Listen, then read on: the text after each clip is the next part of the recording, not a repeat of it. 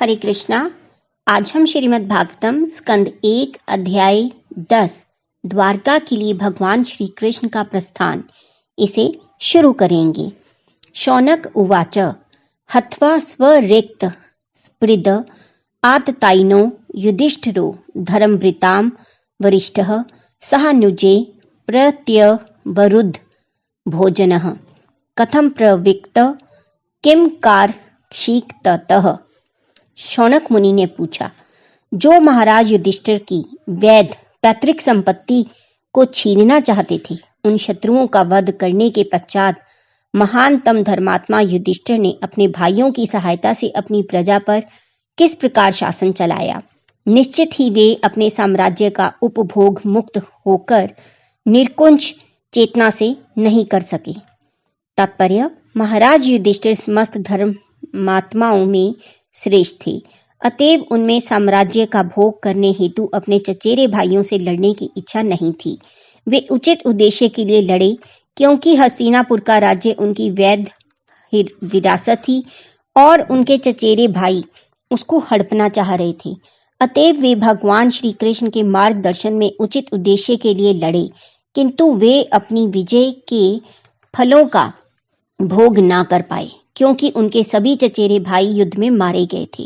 अतएव उन्होंने साम्राज्य पर शासन तो चलाया, किंतु इसे कर्तव्य समझकर और अपने छोटे भाइयों की सहायता से चलाया। शौनक मुनि की जिज्ञासा महत्वपूर्ण थी। वे यह जानना चाहते थे कि जब महाराज युधिष्ठिर को साम्राज्य भोगने का अवसर मिला, तब उनका आचरण कैसा था। सूत उवाच वंशम कुरोर वश दवाग्नि निर्हतम सरोह यित्वा भव भावनो हरि निवेश यित्वा निज राज्य ईश्वरो युधिष्ठिरम प्रीतमना भूवः। श्रीला सूत गोस्वामी ने कहा, विश्व के पालन करता भगवान श्री कृष्ण महाराज युधिष्ठिर को उनके साम्राज्य में पुनः स्थापित करके एवं बांस से लगने वाली दावाग्नि की तरह क्रोध की अग्नि से विनष्ट हुए कुरु वंश को पुनर्जीवित करके अत्यंत प्रसन्न हुए। तात्पर्य, इस संसार की तुलना उस दावाग्नि के साथ की जाती है जो बांस की झाड़ियों में घर्षण से उत्पन्न होती है। ऐसी दावाग्नि स्वतः लगती है, क्योंकि बांसों में घर्षण बाह्य कारण के बिना होता है। इसी प्रकार भौतिक संसार में प्रकृति पर प्रभुत्व जताने की इच्छा वाले लोगों के क्रोध आपस में टकराते हैं, जिससे युद्ध की अग्नि भड़कती है, जिससे अवांछित प्रजा का नाश हो जाता है। ऐसी अग्नियां या युद्ध भड़कते रहते हैं और श्री भगवान को उनसे कुछ लेना देना नहीं होता। लेकिन चूंकि वे सृष्टि का पालन करना चाहते हैं, अतएव वे चाहते हैं कि जन समूह आत्म साक्षात्कार के सत्य पथ पर चले, जिससे जीव भगवत धाम में प्रवेश कर सके।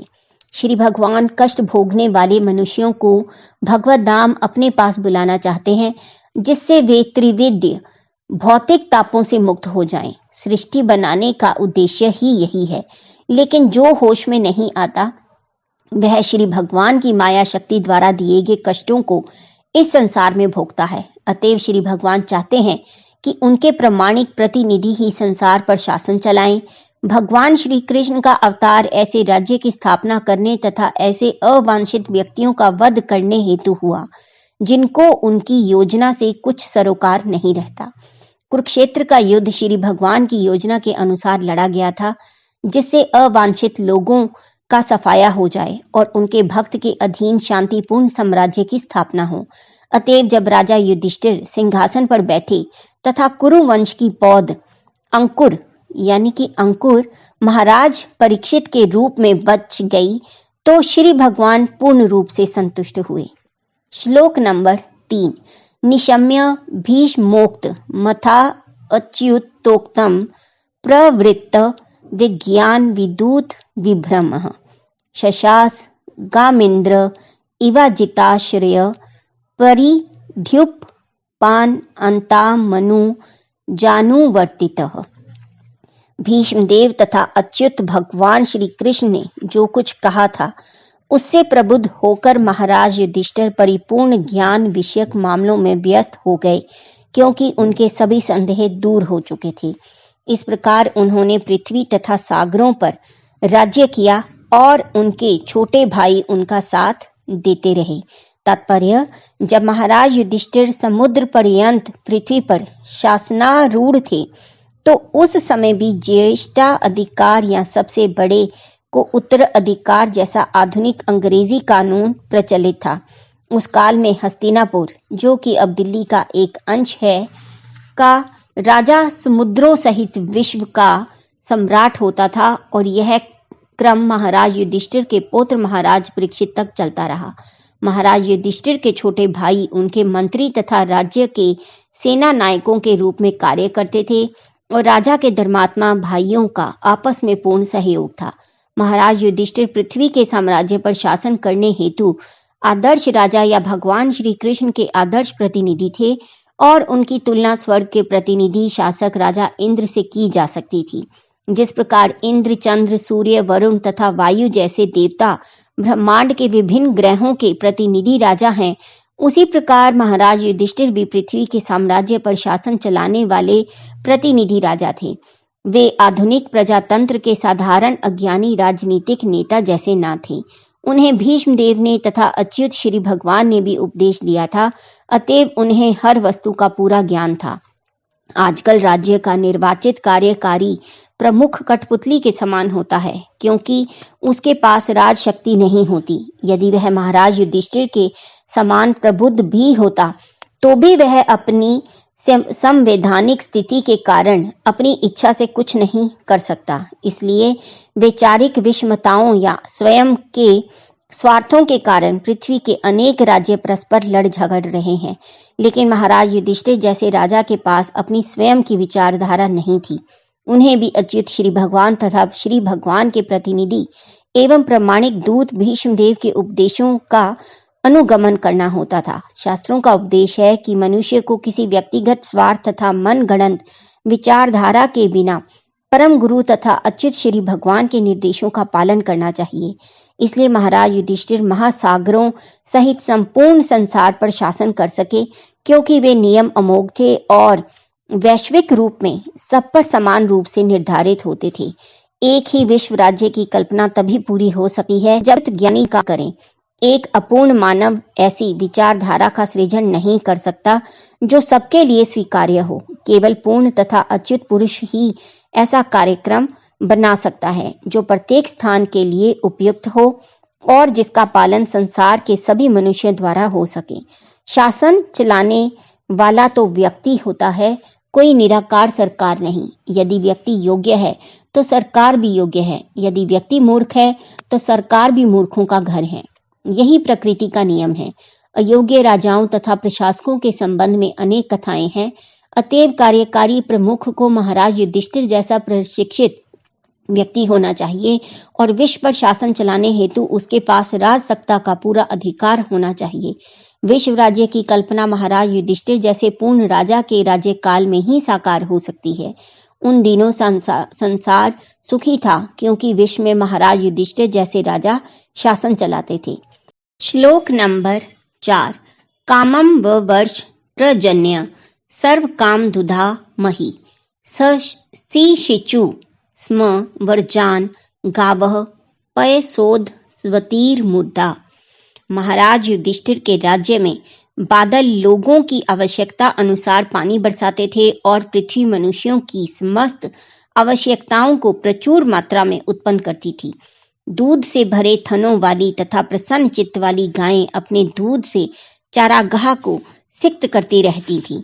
तात्पर्य, आर्थिक विकास का मूल सिद्धांत भूमि तथा गायों पर केंद्रित है। अन्न, फल, दूध, खनिज, वस्त्र, ईंधन इत्यादि मानव समाज की आवश्यकताएं हैं।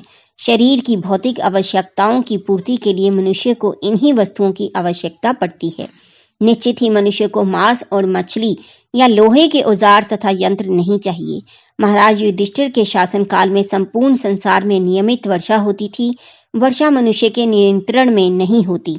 स्वर्ग का राजा इंद्रदेव वर्षा का अधिष्ठाता है और वह श्री भगवान का सेवक है। जब राजा तथा राजा के अधीन लोग श्री भगवान की आज्ञा का पालन करते हैं, तब आकाश से नियमित वर्षा होती है और यही वर्षा पृथ्वी पर विविध प्रकार की उपजों का कारण है। नियमित वर्षा से न केवल प्रचुर धान्य तथा फल उत्पन्न होते हैं, अपितु जब नक्षत्रों के साथ वर्षा का संयोग बैठता है तो बहुमूल्य रत्न तथा मोती बहुतायत से उत्पन्न होते हैं। अनाज तथा फल सब्जियों से मनुष्यों तथा पशुओं का भरण पोषण होता है और मोटी ताजी गायें भरपूर दूध देती हैं, जिससे मनुष्य को बल तथा जीवन में शक्ति मिलती है।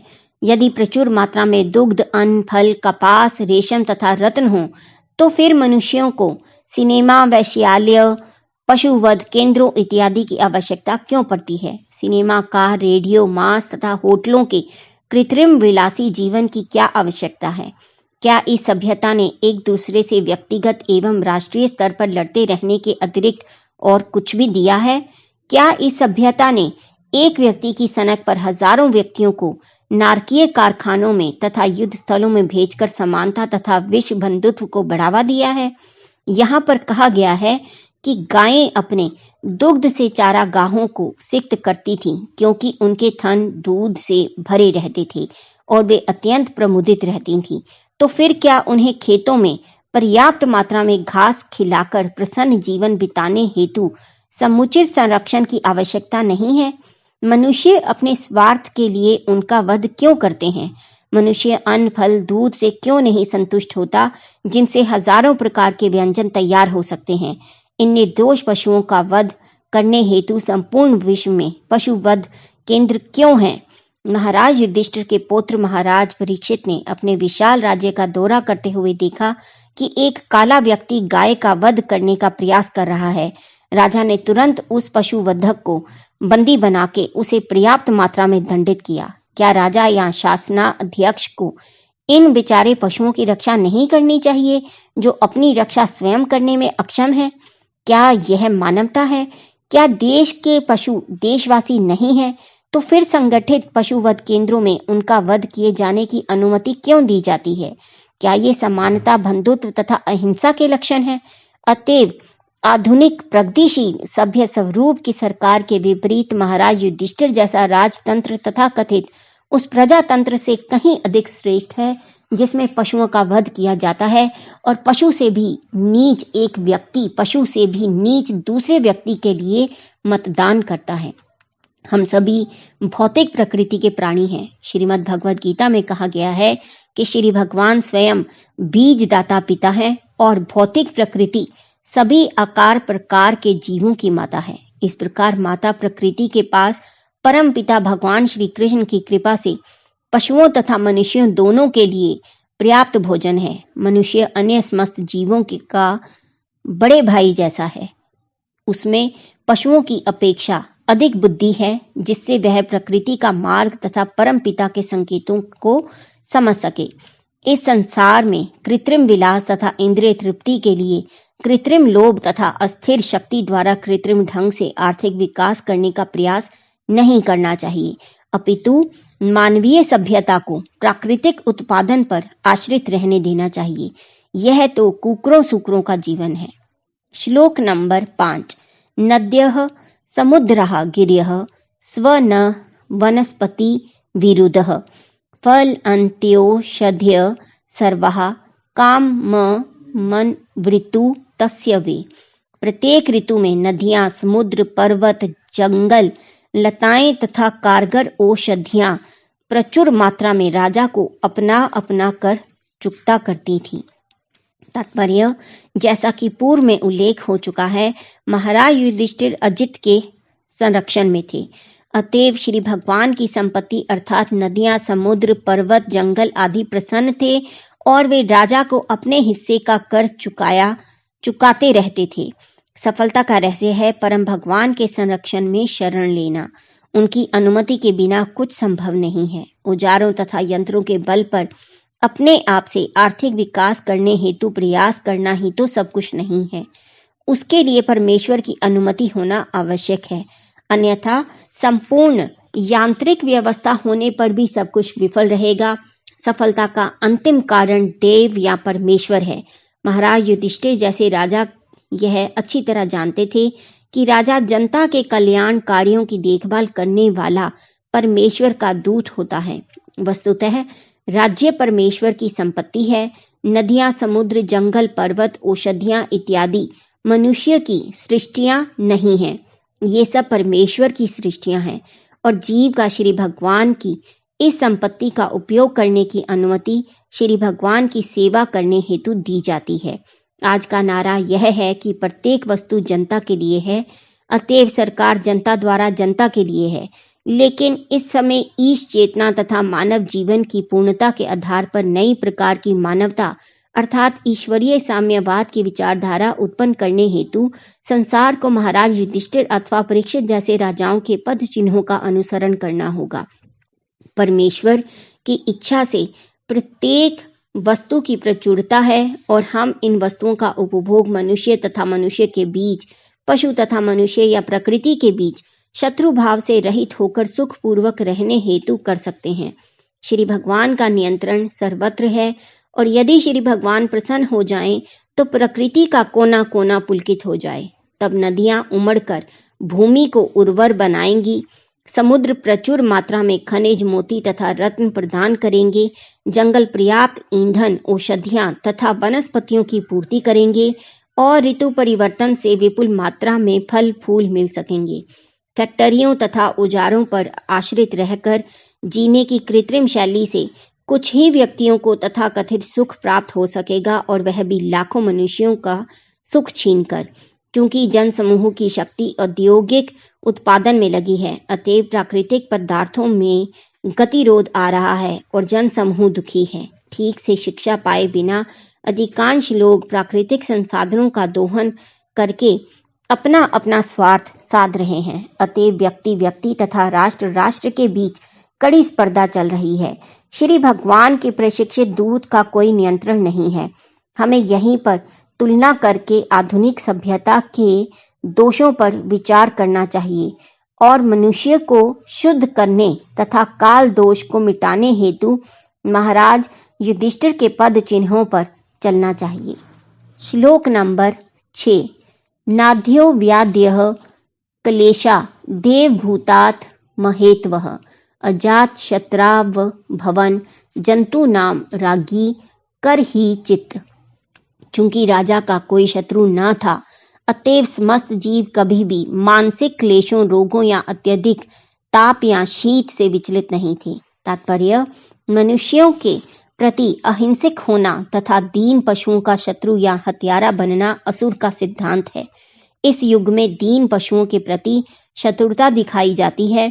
फलतः बेचारे प्राणी सदैव चिंता अतुर रहते हैं। इन दीन पशुओं की प्रतिक्रिया मानव समाज पर थोपी जा रही है। अतएव व्यक्तिगत, सामूहिक या राष्ट्रीय स्तर पर मनुष्यों के बीच सदैव शीत या गर्म युद्ध का तनाव बना रहता है। महाराज युधिष्ठिर के काल में पृथक पृथक राष्ट्र न थे, भले ही भिन्न भिन्न अधीनस्थ राज्य थे, समस्त संसार एकता के सूत्र में बंधा हुआ था और सर्वोच्च शासक युधिष्ठिर जैसा प्रशिक्षित राजा होने के कारण समस्त निवासियों को चिंता, रोगों तथा अत्यधिक ताप तथा शक्ति से मुक्त रखता था। वे न केवल आर्थिक रूप से संपन्न थे, अपितु शरीर से स्वस्थ भी थे और अलौकिक शक्ति से अन्य जीवों के प्रति शत्रु भाव से तथा दैहिक एवं मानसिक क्लेशों से विचलित नहीं थे। बांग्ला में एक कहावत है कि बुरा राजा राज्य को बिगाड़ देता है और बुरी गृहिणी परिवार को। यही सत्य यहाँ भी लागू होता है। चूंकि राजा धार्मिक था और श्री भगवान तथा मुनियों का आज्ञाकारी था, चूंकि उसका कोई शत्रु ना था और वह श्री भगवान का मान्य प्रतिनिधि था तथा उनके ही द्वारा संरक्षित था, अतएव राजा के संरक्षण में संपूर्ण प्रजा एक प्रकार से श्री भगवान तथा उनके वैद्य दूतों के प्रत्यक्ष संरक्षण में थी।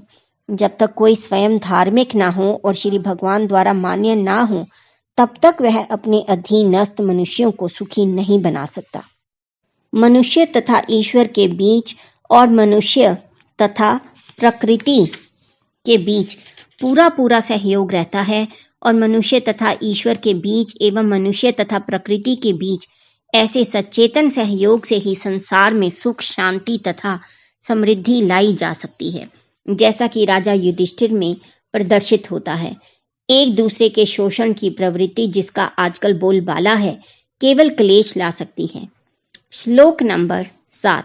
उषित्वा हस्तिन पुरे मसान कतिपयान हरि सुहृदा च विशोकाय स्वशुश्रुच प्रिय काम्यया। भगवान श्री हरि अपने संबंधियों को सांत्वना देने तथा अपनी बहन सुभद्रा को प्रसन्न करने हेतु कुछ महीने हस्तिनापुर में रहे। तात्पर्य: कुरुक्षेत्र युद्ध के पश्चात एवं युधिष्ठिर के सिंहासन रूढ़ होने पर भगवान श्री कृष्ण को अपने राज्य द्वारका के लिए प्रस्थान करना था, लेकिन महाराज युधिष्ठिर को अनुग्रहित करने तथा भीष्मदेव पर विशेष अनुग्रह करने हेतु भगवान श्री कृष्ण पांडवों की राजधानी हस्तिनापुर में रुके रहे।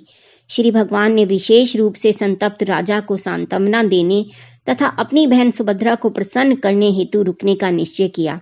सुभद्रा को विशेष रूप से सांत्वना दिए जाने की आवश्यकता थी, क्योंकि उसका एकमात्र पुत्र अभिमन्यु, जिसकी शादी हाल ही में हुई थी, मारा गया था।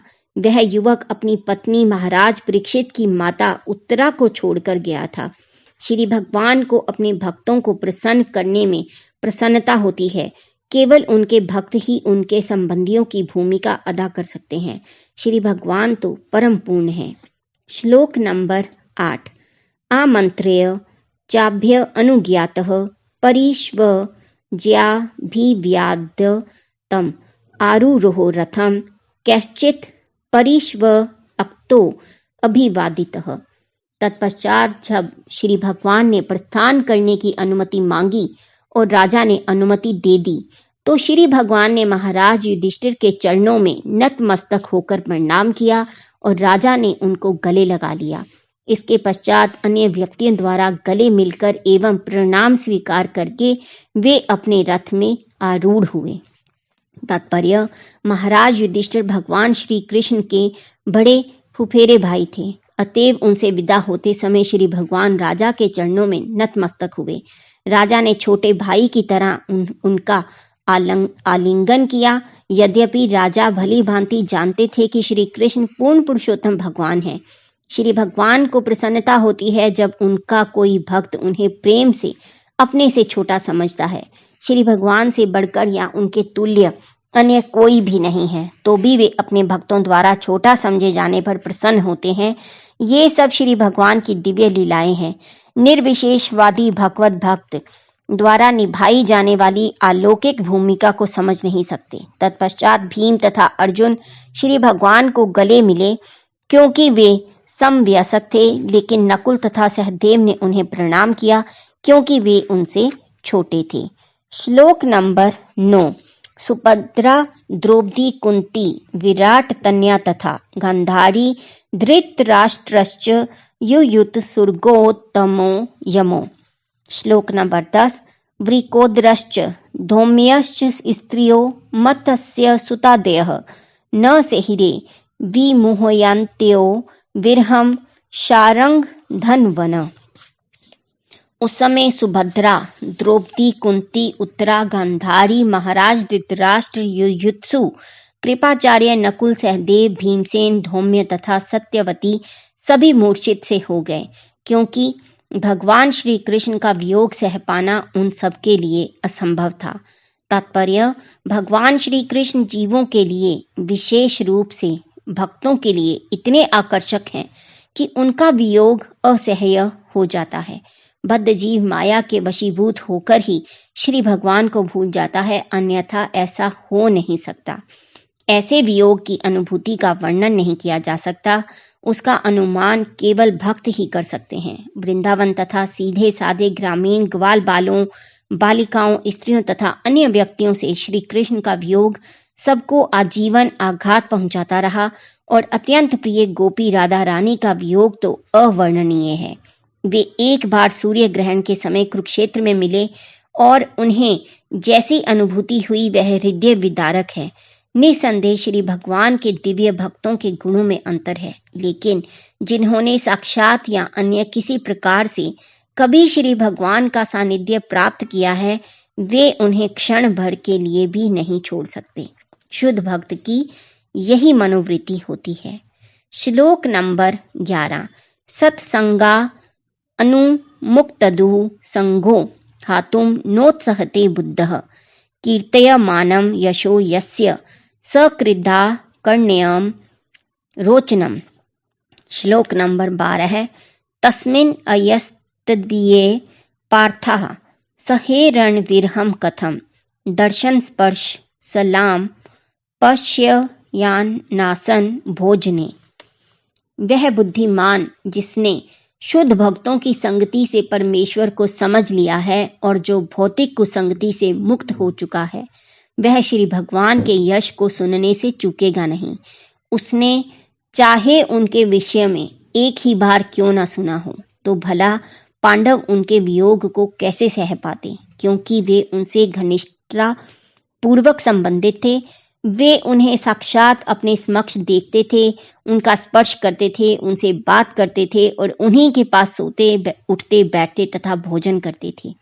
तात्पर्य, जीव की स्वाभाविक स्थिति अपने से वरिष्ठ की सेवा करना है। उसे इंद्रिय तृप्ति की विभिन्न अवस्थाओं में माया की आज्ञाओं का पालन करने हेतु बाध्य होना पड़ता है और इंद्रियों की सेवा करने में वह कभी थकता नहीं। यदि वह थक भी जाए तो माया उसे इंद्रियों की सेवा करने हेतु निरंतर बाध्य करती है और कभी संतुष्ट नहीं होती।